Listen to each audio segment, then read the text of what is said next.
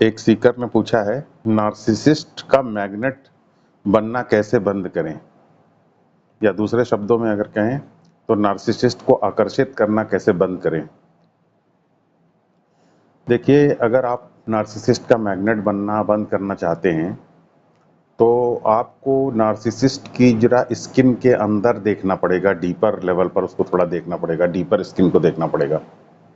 तो जब मैं ये कहता हूँ कि थोड़ा गहराई से उसको देखना पड़ेगा, गहराई से समझना पड़ेगा, तो बेसिकली क्या कहना चाहता हूँ। देखिए, नार्सिसिस्ट की जब आप डीपर रियलिटी को थोड़ा सा देखेंगे तो उससे दो चीज़ें होंगी। पहली बात तो नार्सिसिस्ट ये समझ जाएगा कि आप उसकी रियलिटी को जानते हैं, और दूसरी बात वो ये जान जाएगा कि चूंकि उसकी रियलिटी को जानते हैं, इसलिए आपका रिएक्शन भी नहीं होगा। इनर रिएक्शन, आपकी प्रतिक्रिया नहीं होगी। इनर इनर रिएक्शन मतलब उस तरीके की फीलिंग्स और इमोशंस नहीं आपके अंदर आएंगे नार्सिसिस्ट को लेकर के, जो नार्सिसिस्ट को अट्रैक्ट करते हैं, जो नार्सिसिस्ट को नार्सिसिस्टिक सप्लाई देते हैं। तो दो चीजें हैं जो दोनों आपस में जुड़ी हुई हैं, जो कि नार्सिसिस्ट की सप्लाई को रोकती हैं। पहली बात, आपका इनवर्ड रिएक्शन, अंदरूनी जो आपकी प्रतिक्रिया होती है, नेगेटिव थॉट्स और नेगेटिव इमोशंस के रूप में जब ये बंद हो जाएगी तो आप नार्सिसिस्ट को अट्रैक्ट करना बंद कर देंगे। दूसरी चीज, नार्सिसिस्ट की डीपर रियलिटी को समझेंगे तो आप नार्सिसिस्ट को अब रिपेल करने लगेंगे, नार्सिसिस्ट आपकी तरफ नहीं ज़्यादा आकर्षित होगा। तो और डीपर रियलिटी को समझने से हमारे इनर रिएक्शन भी बंद होते हैं, अंदरूनी प्रतिक्रिया भी बंद होती है। तो इस तरीके से ये एक बड़ा सपोर्टिव तरीका है। मतलब दोनों ही चीज़ें एक दूसरे को सपोर्ट करती हैं। इनर रिएक्शन जब बंद करेंगे तो डीपर रियलिटी को समझ पाएंगे, डीपर रियलिटी को समझेंगे तो इनर रिएक्शन को बंद कर पाएंगे। इस तरीके से दोनों ही चीज़ें करके आप नार्सिसिस्ट का मैग्नेट भी बनना बंद कर देंगे और आप नार्सिसिस्ट को नार्सिसिस्टिक सप्लाई भी देना बंद कर देंगे। तो जो चीज़ सबसे इम्पॉर्टेंट है मुझे लगता है वो नार्सिसिस्ट की डीपर रियलिटी को समझने में, वो ये है कि जब आप नार्सिसिस्ट के फिक्शन को या उसके झूठ के थ्रू देख लेते हैं, झूठ जैसे टॉर्च जो है अंधेरे के थ्रू देख लेती है टारगेट को, वैसे ही जब आप नार्सिसिस्ट की रियलिटी को देख लेते हैं, उसके झूठ के पार देख लेते हैं, उसके चीज़ों की असलियत को झूठ के पार देख लेते हैं, झूठ की आंधी के उस पार की सच्चाई को देख लेते हैं, उसकी रियलिटी को जब आप देख लेते हैं, बस वहीं से नार्सिसिस्ट का आपके प्रति आप फिर उसका मैग्नेट बनना बंद कर देते हैं और नार्सिसिस्टिक सप्लाई भी तुरंत बंद हो जाती है। तो जब मैं ये कहता हूँ कि नार्सिसिस्ट के झूठ के उस पार, नार्सिसिस्ट की लाई के उस पार देख लेते हैं, तो इसका क्या मतलब है? इसका मतलब ये नहीं है कि आप उसकी सिर्फ मैनिपुलेटिव टेक्निक्स को देख लेते हैं। मैनिपुलेटिव टेक्निक्स को तो थोड़ा सा देख लेने से आप पर्टिकुलर सिचुएशन में थोड़ा बच सकते हैं। कॉम्प्रिहेंसिवली आप तभी बच सकते हैं नार्सिसिस्ट से जब आप उसके पूरे झूठ को देख लें और नार्सिसिस्ट को ये अंदर से लग जाए। आपको कहना नहीं है उससे कि मैं पूरा झूठ देख लिया हूँ आपका, लेकिन नार्सिसिस्ट को अंदर से ये लग जाए कि इसको थोड़ा सा पता है कि हमारे झूठ के थ्रू ये व्यक्ति देख पा रहा है। तो फिर वो आप फिर उसको आकर्षित नहीं करते हैं अपनी तरफ। तो वो कैसे देखेंगे? सिर्फ मैनिपुलेटिव टेक्निक नहीं, मैनिपुलेटिव टेक्निक तो सिर्फ बाहरी आवरण है नार्सिसिस्ट का। उसके मैनिपुलेटिव टेक्निक के नीचे होता है पूरा झूठ का ताना बाना। कैसे चीज़ों को डिसप्रोपोर्शनेटली किसी वेटेज बढ़ाना, चीज़ों का, किसी चीज़ को जो सही है उसको गलत बताना, जो गलत है उसको सही बताना, जो कम सही है उसको ज़्यादा सही बताना, जो ज़्यादा सही है उसको कम सही बताना, जो ज़्यादा झूठ है उसको कम झूठ बताना, जो कम झूठ है उसे ज़्यादा झूठ बताना। इस तरीके से चीज़ों का वेटेज बदलना, चीज़ों का लोगों के बारे में ओपिनियन को मोटिवेट करना, एक नैरेटिव को, जिसे कहते हैं नैरेटिव, जब आप उसके नैरेटिव के थ्रू देख लेते हैं, झूठ का जो नैरेटिव है उसके पार देख लेते हैं जब आप, तो फिर नार्सिसिस्ट को आप आकर्षित करना बंद कर देते हैं। क्योंकि आप नार्सिसिस्ट जान जाता है कि आप ये जान गए हैं कि वो मैनिपुलेशन से क्या अचीव करना चाहता है, उसकी क्या सिचुएशन है जिसे वो पाना चाहता है। जब आप वो देख लेते हैं तो आपसे आकर्षित करना बंद कर देते हैं अपनी तरफ। दूसरी चीज़ ये है कि जब हम नार्सिसिस्ट को फेस वैल्यू पे देखते हैं तो हमें लगता है अरे ये तो बड़ा शक्तिशाली है, बहुत पावरफुल है, बड़ा ऑमनीपोटेंट है, ऑमनीशिएंट है, इसको तो सब पता है, बहुत शक्तिशाली है ये। तो हमें ऐसा लगता है फेस वैल्यू पे। लेकिन नार्सिसिस्ट की जो डीपर रियलिटी है वो ऐसी नहीं है। डीपर रियलिटी नार्सिसिस्ट की क्या है? डीपर रियलिटी नार्सिसिस्ट की इससे बहुत ज़्यादा अलग है।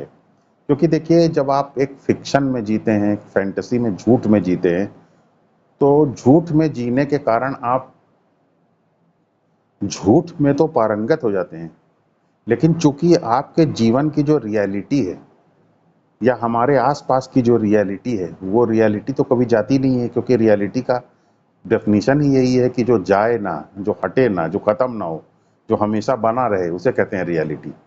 तो जब आप हमेशा झूठ में जीते हैं, तो उससे आपके ऊपर भी एक असर पड़ता है, और वो असर पड़ता ये है कि आपकी रियलिटी से जुड़ी हुई जो चीज़ें हैं, उनको हैंडल करने की क्षमता खत्म हो जाती है। और जब आपकी रियलिटी को हैंडल करने की क्षमता खत्म हो जाती है, तो आप उन लोगों के ऊपर निर्भर हो जाते हैं जो कि रियलिटी को हैंडल कर रहे होते हैं। तो नार्सिसिस्ट को अगर आप थोड़ा-सा गौर करके देखेंगे, तो आप पाएँगे कि वो बुरी तरीके से उन लोगों के ऊपर निर्भर करता है, जो कि उसके आस-पास के लोग होते हैं, जो कि उसके लिए रियलिटी को हैंडल कर रहे होते हैं। तो जब आप उसकी इस निर्भरता को देख लेते हैं, ऊपर से देखने पे ऐसा लगता है जैसे कि वो उन लोगों के ऊपर पावर एक्सरसाइज कर रहा है, जो उसके लिए रियलिटी को हैंडल कर रहे हैं। लेकिन एक्चुअली जब आप देखेंगे कि उस पावर को आप ना देखिए, उसके अंदर जब आप डीपर लेवल पर देखेंगे, तो आप पता चलेगा कि वो एक्चुअली पावर नहीं है, वो निर्भरता है। कैसे उन लोगों के ऊपर निर्भर करता है वो।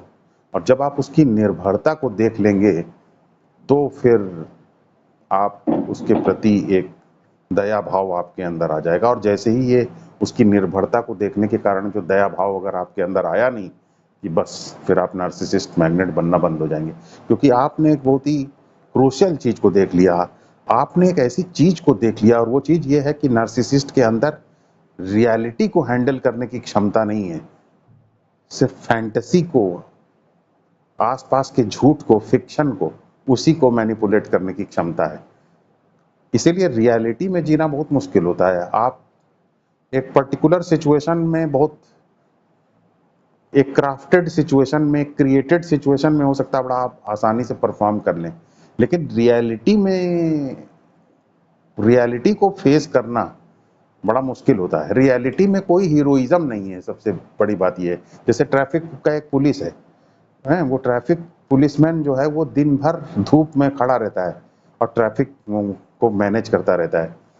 तो ये देखने में लगता है कि अरे ये तो बहुत छोटा सा ऑफिसर है, बेचारा ये खड़ा है, ये इसको कोई ज़्यादा बड़ा ऑफिसर नहीं है, कोई इसकी लाइफ बड़ी रोमांटिक नहीं है, ये देखने में ऐसा लगता है। लेकिन अगर आप पूरे दिन भर, बरसात हो रही हो चाहे धूप हो रही हो, 50 डिग्री सेंटीग्रेड का टेम्परेचर है बाहर, उसमें एक ट्रैफिक पुलिस का सिपाही खड़ा होकर के लगातार ट्रैफिक मैनेज करता रहता है, खड़ा रहता है धूप में, पुलिस के और दूसरे लोग भी खड़े रहते हैं, तो आप पाएंगे कि उसका ये एक साधारण काम जरूर है, ये बहुत साधारण काम लगता है, लेकिन ये साधारण काम है बहुत बड़े बड़े कमांडो के काम से भी ज्यादा कठिन है ये।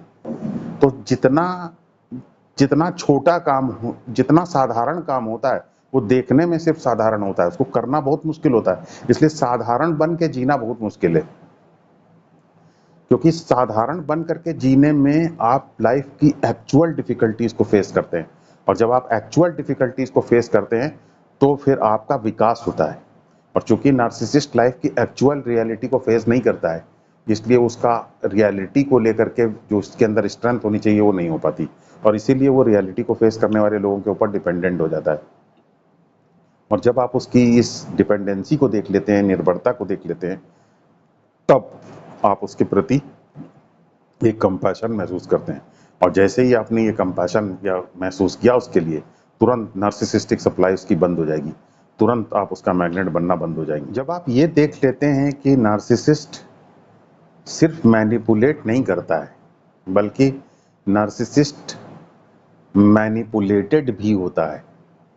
जनरली आपको सिर्फ ये दिखाई देता है कि नार्सिसिस्ट मैनिपुलेट करता है, लेकिन अगर आप नार्सिसिस्ट के माइंड के अंदर एंटर हों, तब आपको पता चलेगा कि सिर्फ मैनिपुलेट नहीं है, उसके साथ मैनिपुलेशन भी होता है, और बहुत ज़्यादा नार्सिसिस्ट के साथ मैनिपुलेशन होता है।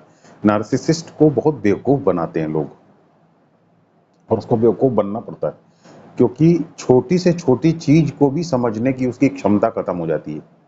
क्योंकि जब आप अपने आप को बहुत बड़ा, ऐश्वर्यपूर्ण, अद्वितीय, ग्रैंडियोस व्यक्ति बताते हैं, तो फिर आप एक सपनों की दुनिया में जीने लगते हैं, एक फैंटेसी वर्ल्ड में जीने लगते हैं, एक फिक्शनल वर्ल्ड में जीने लगते हैं।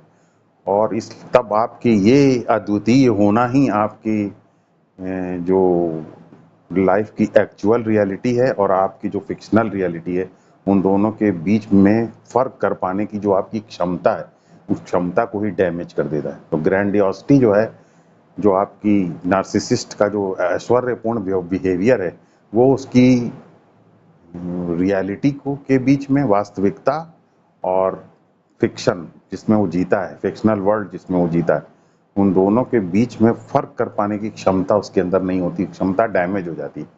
और जब क्षमता डैमेज हो जाती है तो डे टू डे वर्ल्ड को हमें हैंडल करना नहीं पाते, हम कर पाते हैं।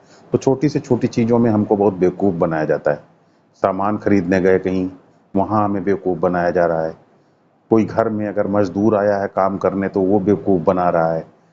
कोई तो इस तरीके से, मतलब ये मैं उदाहरण दे रहा हूँ, इससे मिलते-जुलते उदाहरण हो सकता है कि कोई मकान बनवाने में थोड़ा सीख ले, लेकिन ऑफिस में अपने काम करने में उसके सबॉर्डिनेट्स उसको हो सकता है बेवकूफ़ बना रहे हों। तो इस तरीके से, क्योंकि वो अपने काम की रियलिटी से की जो बेसिक स्किल्स होती हैं उससे अपरिचित होता है, तो उस स्किल को जानने वाले लोग उसको बहुत बेवकूफ़ बनाते हैं।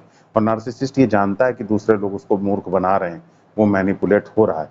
तो जब आप नार्सिसिस्ट को ये देख पाते हैं कि इसके अंदर क्या हेल्पलेसनेस है, रियलिटी को लेकर के नार्सिसिस्ट की जो बेचारगी है, हेल्पलेसनेस है, उसको जब आप देख लेते हैं कि कैसे उसको ये लग रहा है कि उसको सब बेवकूफ़ बना रहे हैं, जब आप इस चीज़ को देख लेते हैं, उसकी हेल्पलेसनेस को देख लेते हैं, तो बस फिर आप नार्सिसिस्ट का मैग्नेट बनना बंद हो जाते हैं और उसकी सप्लाई भी आप उसको देना बंद कर देते हैं। नार्सिसिस्ट एक फिक्शनल वर्ल्ड में जीता है, उसके एम्बिशंस फिक्शनल एम्बिशंस होते हैं, उस फिक्शनल वर्ल्ड में वो एक एम्बिशन रख पाता है। इतने टावरिंग एम्बिशंस, इतने बड़े बड़े एम्बिशन सिर्फ फिक्शनल वर्ल्ड में ही रखे जा सकते हैं।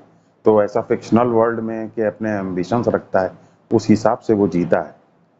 लेकिन किसी व्यक्ति कोई व्यक्ति अगर फिक्शनल वर्ल्ड में जीता है, तो वो बिना फॉल्स सेल्फ के फिक्शनल वर्ल्ड में नहीं जी सकता।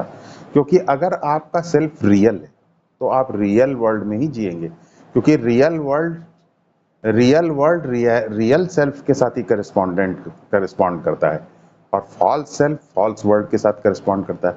तो जो उसका रियल अनरियल वर्ल्ड है, जो फिक्शनल वर्ल्ड है, उस फिक्शनल वर्ल्ड में वो डील करने के लिए, फिक्शनल वर्ल्ड का के साथ उसका जो एडिक्शन है, उसको सपोर्ट करने के लिए जो उसका जो झूठा सेल्फ है, जो फॉल्स सेल्फ है उसका, जब आप उस फॉल्स सेल्फ को देख लेते हैं, आप उसके फॉल्सहुड को देख लेते हैं, जब आप उसके झूठे गुरूर को देख लेते हैं, जब आप उसके झूठे प्राइड को देख लेते हैं, झूठे घमंड को देख लेते हैं, और इस घमंड प्राइड के अंदर के जब आप झूठ को देख लेते हैं, तो बस आप फिर नार्सिसिस्ट के मैग्नेट को बनना बंद कर देते हैं।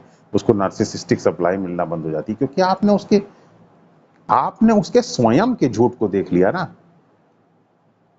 तो जब स्वयं ही झूठा साबित हो गया, तो फिर और बाकी चीजें क्या बची। तो जब आप उसको देख लेते हैं, तब फिर आप उसका मैग्नेट बंद करना, जब आप उसके सेल्फ के झूठ को देख लेते हैं, आप ये देख लेते हैं कि इसका जो ये टावरिंग सेल्फ है, इसका जो इसका जो ग्रैंडियोस सेल्फ है, इसका वही फॉल्स है, और आप ये देख पाते हैं उसके फॉल्स सेल्फ को लेकर के, आपके अंदर जब एम्पैथी महसूस कर पाते हैं, उसको लेकर के आप मतलब आप उसको लेकर के एक कंपैशन महसूस कर पाते हैं, तो बस वहीं से फिर आप नार्सिसिस्ट का मैग्नेट बनना बंद हो जाते हैं, और उसको नार्सिसिस्टिक सप्लाई भी मिलना बंद हो जाती है, और उसके प्रति आपके अंदर नेगेटिव फीलिंग्स भी फिर आना बंद हो जाती हैं। देखिए, ये बहुत आसान होता है कि दूसरे के अंदर कमी निकालना, दूसरे के अंदर कमी बताना, लेकिन ये कौन ऐसा है हमारे अंदर, क्या ऐसी चीज़ है जो दूसरे के अंदर इतनी कमी देख लेती है, दूसरे के अंदर इतनी कमी बता पाती है। एक्चुअली हमारे अंदर, खुद के अंदर हमारे अंदर एक क्रिटिक बैठा होता है, इनर क्रिटिक, और ये हमारा जो अंदर का क्रिटिक है, यही दूसरे के अंदर की कमी देखता है, दूसरे के अंदर की गलतियों को देखता है, दूसरे के अंदर की लोगों के काम के अंदर कमियां निकालता है। लेकिन ये बड़ा इनोसेंट होता है क्रिटिक, क्यों इनोसेंट होता है? क्योंकि ये तो सिर्फ काम का इवैल्यूएशन करता है, व्यक्तित्व का इवैल्यूएशन करता है, कैरेक्टर का इवैल्यूएशन करता है। तो उस तरीके से अगर इवैल्यूएशन को देखें तब तो भी ये दोनों ही चीज़ों का इवैल्यूएशन करेगा, दूसरे लोगों का भी इवैल्यूएशन करेगा और जो जिसके अंदर का क्रिटिक है उसको उसके कामों का भी इवैल्यूएशन करेगा। तो नार्सिसिस्ट का जो क्रिटिक है वो दूसरे लोगों को भी इवैल्यूएट करता है और नार्सिसिस्ट को भी इवैल्यूएट करता है। दूसरे लोगों को नीचा दिखाता है तो नार्सिसिस्ट को भी नीचा दिखाता है। और जब नार्सिसिस्ट को नीचा दिखाता है तो नार्सिसिस्ट बुरी तरीके से घबरा जाता है, बुरी तरीके से बेचैन हो जाता है, हिस्टेरिकल महसूस करने लगता है, विचलित हो जाता है। तो इसीलिए आप देखेंगे कि वो एकदम हमेशा अपने बारे में कोई sure shot opinion, self loathing जिसे कहते हैं, आत्म घृणा की भावना थोड़ी रहती है उसके अंदर। तो ये आत्म घृणा दबी रहती है लेकिन बीच बीच में ऊपर आती रहती है। तो जब आप नार्सिसिस्ट के अंदर की सेल्फ लोदिंग या आत्म घृणा को देख लेते हैं तो तुरंत फिर आप उसका मैग्नेट बनना बंद हो जाते हैं और आप उसको नार्सिसिस्टिक सप्लाई बंद कर देते हैं, बंद हो जाती है अपने आप और आप उसके प्रति एक सिंपैथी फील कर पाते हैं।